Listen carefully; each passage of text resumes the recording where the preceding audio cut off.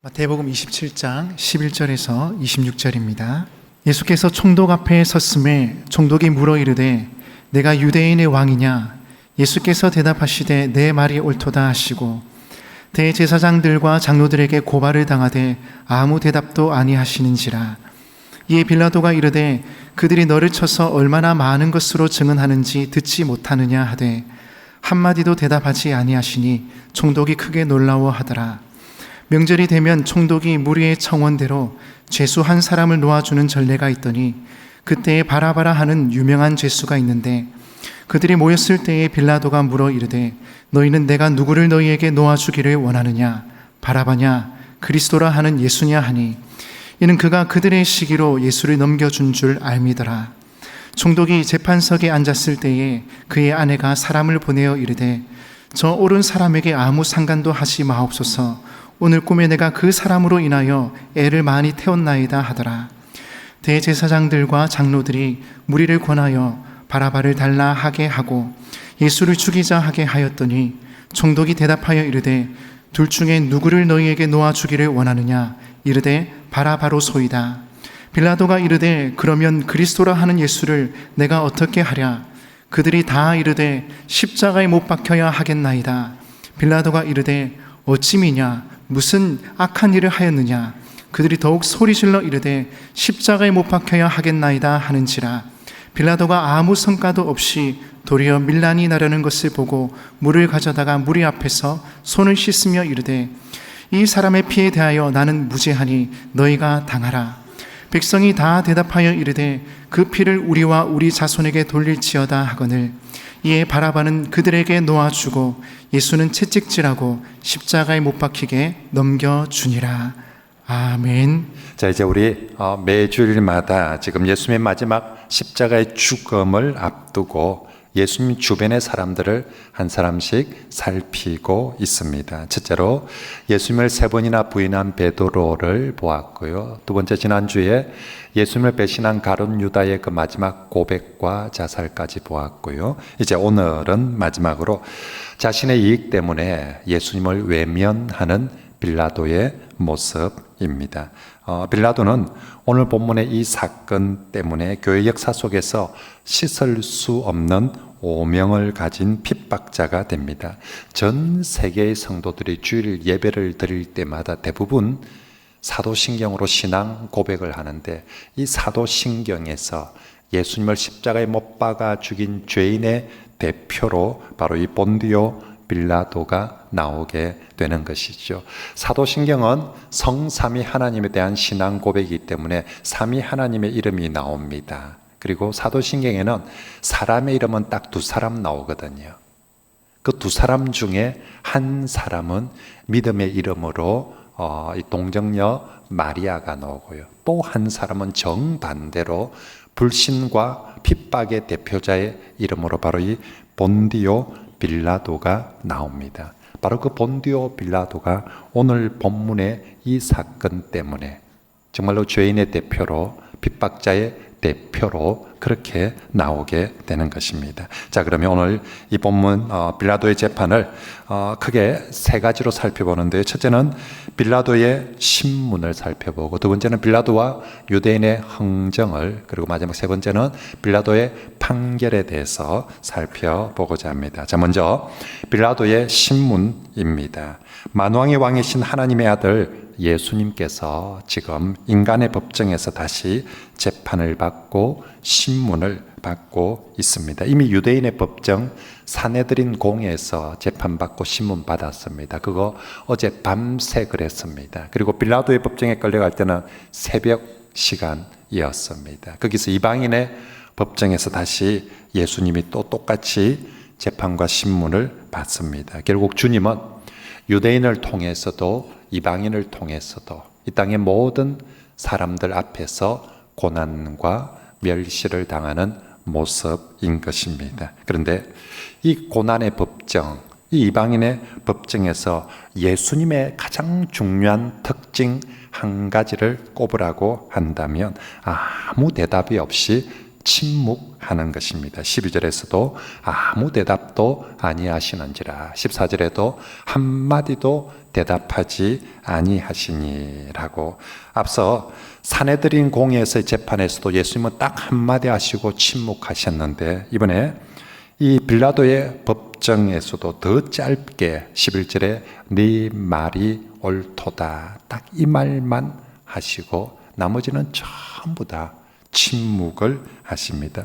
요즘은 우리가 검찰이나 경찰이나 재판에 끌려가서 묵비권이라는 걸 하죠. 그죠? 그래서 그건 자기에게 불리하겠다 싶으면 말을 안 하는 것입니다. 그래서 침묵함으로써 자기한테 유리하게 하기 위해서 묵비권이라는 걸 행사합니다. 그런데 2000년 전에 로마의 법정에서는 말을 안 하면 무조건 그 혐의에 대해서 다 인정하는 셈이 됩니다. 모든 불이익을 다 받을 수 있는 거죠. 그래서 로마의 법정에서 말을 잘 하는 게 아주 중요했습니다. 변사를 써서, 그리고 수사 공부를 아주 많이 한 사람이 말을 멋들어지게 잘하며 자기들이 이기는 것으로 생각을 해서, 그래서 로마 시대는 이 수사 변사들이 아주 중요했습니다. 그런데 예수님은 이 법정에서 말 안 하면 모든 혐의를 다 뒤집어 써야 되는 이 법정에서 예수님은 여전히 침묵하십니다. 그래서 14절에 침묵하시는 주님을 보면서 총독이 깜짝 놀라고 크게 놀라워하더라라고. 로마의 총독인 빌라도가 재판 한두 번 해봤겠습니까? 지금 정말 그가 총독이 돼가지고 아마 재판을 수십 수백 번을 했습니다. 모든 재판에 다 똑같죠. 다 오면 죄인이라고 끌려왔는데 전부 다 억울하다, 뭐가 어떻다, 뭐가 어떻다, 막 전부 다 항변하는 사람들밖에 못 봤는데, 이 예수는 끌려와서 많은 죄목을 가지고 끌려왔는데 정말 단 한마디도 네 말이 옳도다 그 말하고 나서는 끝까지 침묵을 하시니까 이 재판하는 총독이 뭐 이런 사람, 게다가 여러분 빌라도는 이미 18절 말씀에 보면 유대인들이 예수님을 시기하여 넘겨준 줄 이미 알고 있었다라고 합니다. 빌라도는 저 예수가 죄가 많아서 끌려오지 온 것이 아니라 유대인들이 시기해서 넘겨주었다라는 것을 알고 있습니다. 그래서 빌라도는 틀림없이 오면, 원래 죄를 많이 지은 사람 같으면 입이 10개라도 할 말이 없습니다 이라고 말 텐데, 예수는 죄 지은 게 아니라 시기로 넘어져 왔으니까 얼마나 저 예수가 말을 많이 할까. 틀림없이 빌라도 생각에는 예수가 막 억울하다고 막 온갖 말을 다 할 줄 알았는데 그 예수님이 끝까지 침묵을 하니까 빌라도가 깜짝 놀라는 것입니다. 왜 예수님은 이 로마의 법정에서 침묵합니까? 지난번에 사내들인 공회에서도 예수님께서 침묵하신 이유는 말을 못하거나 할 말이 없어서가 아니라 오직 하나 하나님의 뜻을 이루기 위해서 침묵하셨는데, 이번에 빌라도의 법정에서도 똑같이 침묵하시는 이유는 오직 하나 하나님의 뜻을 이루기 위해서 그렇게 합니다. 유대인의 법정에서뿐만 아니라 이방인의 법정에서도 주님은 오직 하나님의 뜻을 이루기 위해서. 그런데 여러분 생각해 보십시오. 유대인의 법정에서 유대인들 앞에서 내가 하나님의 뜻을 이루기 위해서 이렇게 한다, 손해가 되도록 이렇게 한다 하면 주변 사람들이 와, 그래도 뭐 나름 대단하네, 하나님의 뜻을 이루기 위해서 손해를 보네. 그런데 이방인의 법정에서 하나님의 뜻을 이룬다는 게 이방인들에게 무슨 의미가 있겠습니까? 이방인들이 보기에는 하나님의 뜻을 이루기 위해서 침묵한다, 바보 같은 짓이에요. 그런다고 그 이방인의 법정에서 알아줄 사람 하나도 없습니다. 유대인의 법정 같으면, 유대인들 같으면 정말 하나님의 뜻을 위해서 그러면 좀 알아봐 줄까? 이방인의 법정에서는 어이구 바보야, 그러면 니만 손해다, 아무도 안 알아준다, 바보같이 왜 그런 짓을 하느냐. 이방인의 법정에서는 사실 하나님의 뜻을 위해서 침묵한다, 정말 아무 소용도 없는 짓 같고 아무도 안 알아준다 알아주는 그런 일 같습니다. 그럼에도 불구하고 우리 주 예수님은 그것이 유대인의 법정에서 누가 알아주던, 이방인의 법정에서 아무도 알아주는 사람이 없던 주 예수님은 끝까지 하나님의 뜻을 이루고자 하는 것입니다. 그러므로 사랑하는 성도 여러분, 우리가 믿는 주 예수님, 우리가 본받고 싶은 주 예수님, 우리가 따르는 주 예수님께서 목숨의 위협, 죽음 앞에서도, 그리고 어떤 불이익과 손해 앞에서도 오직 하나님의 뜻을 이루고자 하신 것처럼 예수 그리스도를 믿고 예수 그리스도를 본받고자 하는 우리 모든 성도들도 하나님의 뜻을 이루고 하나님의 뜻에 순종하는 일에 최선을 다하는 그런 성도들이 되시길 바랍니다. 여러분, 이 세상에서 인간의 지식 중에 우리가 뭘 안다라고 할 때 우리가 가지는 지식 중에 가장 위대한 지식은요, 하나님의 뜻을 아는 것입니다. 우리가 영어, 수학을 좀 더 알고 시세를, 경제를 좀 더 아는 것보다 더 위대한 알문, 지식은 하나님의 뜻을 아는 것이고요. 우리 인간이 행할 수 있는 일 중에 가장 위대한 일은 엄청난 업적을 남기는 것이 아니라 바로 하나님의 뜻을 행하는 것이 가장 위대한 일인 줄 믿습니다. 우리 성도들이 예수 그리스도처럼 그렇게 하나님의 뜻을 알고 하나님의 뜻을 행하는 그런 성도들이 되시길 바랍니다. 자, 이제 두 번째로 빌라도의 흥정입니다. 빌라도는 신문을 통해서 예수님이 무죄이심을 압니다. 그리고 19절에 빌라도의 아내까지도 예수님을 저 옳은 사람이라고 표현하면서 그에게 상관하지 말 것을 부탁합니다. 그리고 빌라도는 니 그걸 어떻게 알았는데? 라고 물어보니까 꿈을 통해서 계시를 받았다라고 얘기를 합니다. 마태복음에서 꿈은 언제나 하나님의 아주 중요한 계시의 수단으로 쓰임받고 있습니다. 마태복음 1장과 2장에 요셉이 꿈을 통해서 아기 예수의 태어날 것과 그리고 심지어 그 예수의 아기의 이름까지도 계시를 꿈을 통해서 받습니다.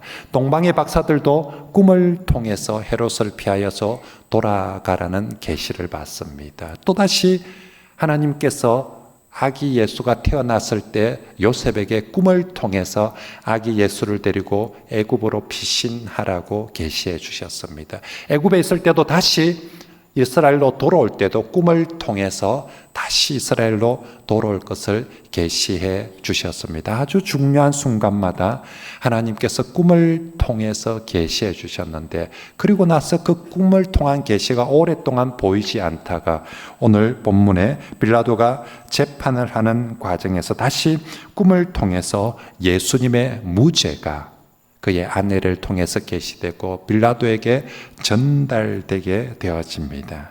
빌라도는 결국 신문을 통해서 아무리 신문을 해봐도 무죄라는 것을 알고, 심지어는 난데없이 아내가 와가지고 제일 그래도 자기가 믿을 수 있는 아내가 꿈을 통해서 계시를 받았다라고, 저 사람은 옳은 사람이다 라고 그렇게 정말 확실한 증거들을 그렇게 얻었음에도 불구하고 빌라도는 결국 그 무죄한 예수님을 석방하거나 보호하지 않습니다.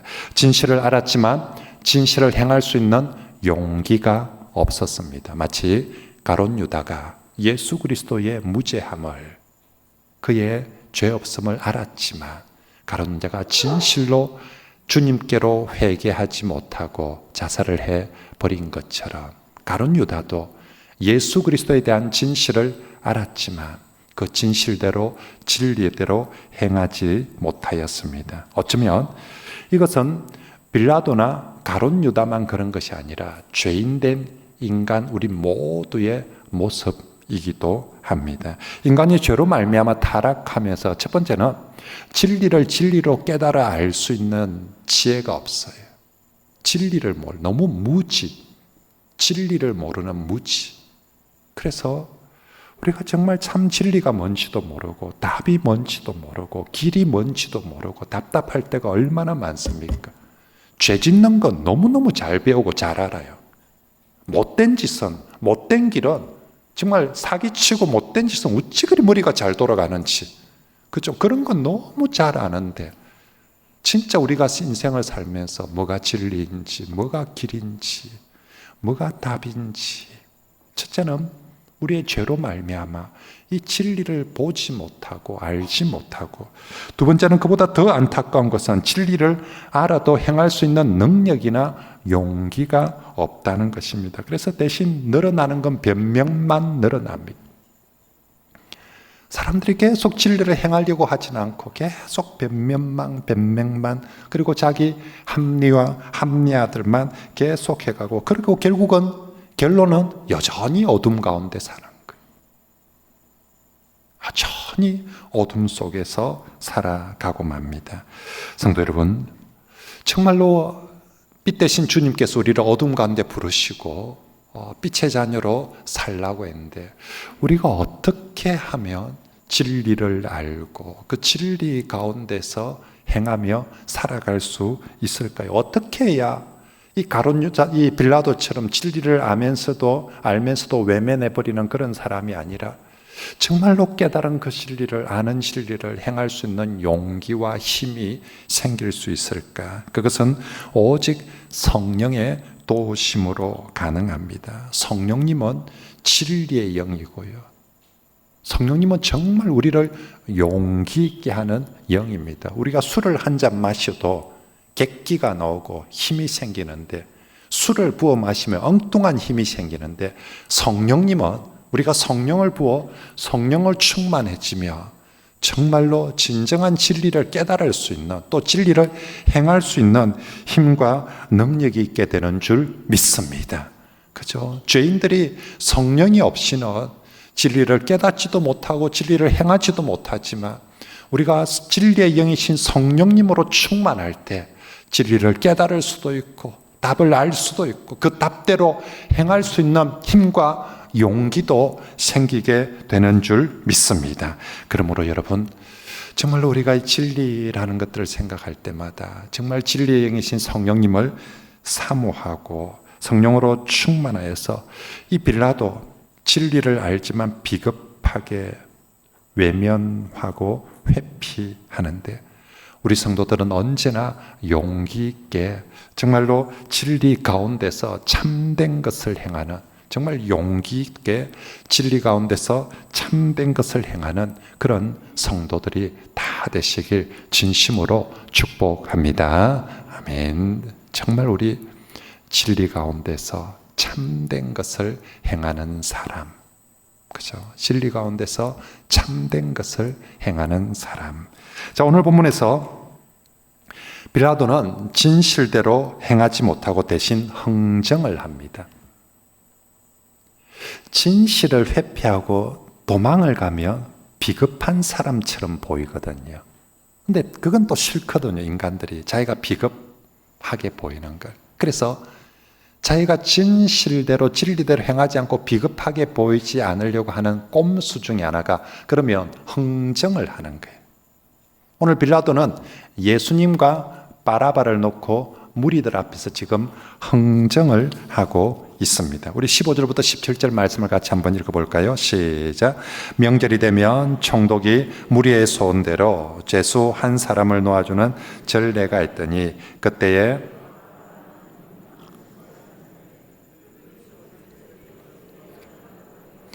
너희는 내가 누구를 너희에게 놓아주기를 원하느냐? 바라바냐? 그리스도라 하는 예수냐? 하니. 아멘. 빌라도는 진리보다, 예수님보다 백성들의 인기와 환호, 그리고 자신의 명예와 이익을 더 중요하게 여겼습니다. 그래서 무리들의 인기를 얻기 위해서 예수님과 바라바를 내어놓고 흥정을 하고 있는 것입니다.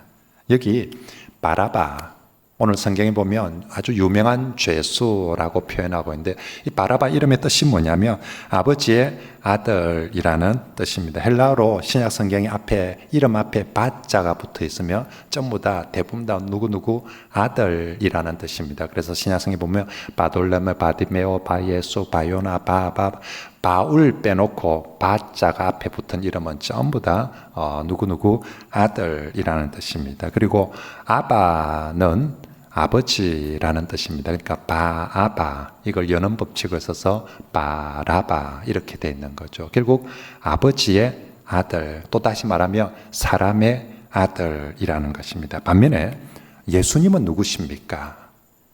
바라바는 아버지의 아들, 사람의 아들인데 예수님은 마태복음에서 처음부터 지금까지 하나님의 아들 예수 그리스도이십니다. 바라바는 아버지의 아들, 사람의 아들이고요. 예수님은 하나님의 아들입니다. 그러므로 지금 여기서 사람의 아들과 하나님의 아들을 내놓고 흥정하고 있는 거라는 것이죠. 게다가 많은 사본에는 바라바의 풀네임이 여러분 17절 말씀 한번 볼까요? 성경 보십시오. 성경에 보면 17절에 거기 바라바라는 이름이 나오죠. 그 바라바 이름 위에 1하고 각주가 달려 있을 것입니다. 각주 없으면 다음에 성경 바꿔야 됩니다. 그래서 거기 각주 1하고 각주가 다른데 그 각주 밑에 내려가서 보면 뭐라고 되어 있냐면 그냥 바라가 아니라 많은 사본에는 다른 사본에는 바라바 예수라고, 그죠? 그러니까 우리식으로 하면 그런 겁니다. 이렇게 보통 사람이 이름 부를 때, 제 이름을 부를 때, 친구들끼리 부를 때는 그냥 원이라 하고 부르는데, 공식적으로 제 이름 부를 때 성까지 붙여서 박원일 이렇게 부르는 것처럼, 그냥 보통 때는 바라바 이렇게 부르는데, 진짜 풀네임 부를 때는 바라바 예수라고 그렇게 부른다는 것입니다. 그래서 오늘 본문의 대조는 바라바 예수와 그리스도 예수가 대조되어, 지금 빌라도는 바라바 예수와 그리스도 예수를 흥정하고요. 사람의 아들과 하나님의 아들 예수님을 흥정하고 있는 것입니다. 그러므로 지금 빌라도는 무리들에게, 자, 내가 사람의 아들 바라바 예수를 살려줄까, 내어줄까, 아니면 하나님의 아들 그리스도 예수를 살려줄까 하고 묻고 흥정하는 것입니다. 이에 대해서 무리들은 하나님의 아들 예수님을 거절해버리고 사람의 아들 바라바 예수를 택하고 맙니다. 그리고 심지어는 그러면 하나님의 아들 그리스도 예수는 어쩔 거라고 물으니까 그 그리스도 예수는 십자가에 못 박으라, 하나님의 아들이고 뭔지 모르겠다, 십자가에 못 박아비라 라고 무리들은 큰 소리를 치게 됩니다. 빌라도도 그리고 무리들도 자신의 편의와 이익 때문에 하나님의 아들을 사람의 아들과 바꾸어 버린 거예요. 그리스도 예수를 바라바 예수하고 바꾸어 버린 거예요. 자신들의 편리와 자신들의 뭔가 유익들 때문에 그렇게 한 것입니다. 어쩌면 이게 오늘 그 시절에 그 빌라도와 그 무리들만 그런 것이 아니라 오늘 이 시대에 교회를 다니는 성도들에게도 이런 모습이 없지 않은가 싶습니다. 분명히 예수님을 구주로, 진리, 예수님에 대해서 바라봐도 알았습니다. 분명히 예수님을 구주로 알고 심지어 믿습니다. 하지만 내 이익과 편리와 상반될 때는 언제든지 예수님을 모른 척하고 이제 교회 안 다닐란다 이렇게 하기에는 너무 좀 그렇고, 그래서 예수님을 어느 순간 흥정의 대상으로 놓고 저울질을 합니다. 예수님이냐 돈이냐, 신앙이냐 직장이냐, 자꾸만 예수님을 놓고 저울질을 해서, 그래서 예수가 더 좋겠네, 교회가 더 좋겠네, 신앙이 더 좋겠네 하면 오는데, 저울질을 해보니까 아무래도 이거 안 되겠다, 손해겠다 싶으며 그냥 예수님을, 신앙을 팽개치고 내 유익을 택해 버리는 것이지요. 그래서 예수님과 신앙이 어느 순간 우리에게 필수적인 것이 아니라 내 필요와 유익에 따라서 얼마든지 바꿀 수 있는 흥정에, 빌라도만 흥정하고 있는 것이 아니라 오늘 우리 시대의 성도들도 어쩌면 예수님을 흥정의 대상으로 그렇게 두고 말았습니다. 하지만 성도 여러분, 그건 결코 참된 신앙, 내가 예수 믿는다 그런다고 그게 참된 신앙이 아니라는 것입니다. 그런 것은 기복 신앙입니다. 내 필요와 이익을 따라서 예수님을 이용해 먹는, 그죠?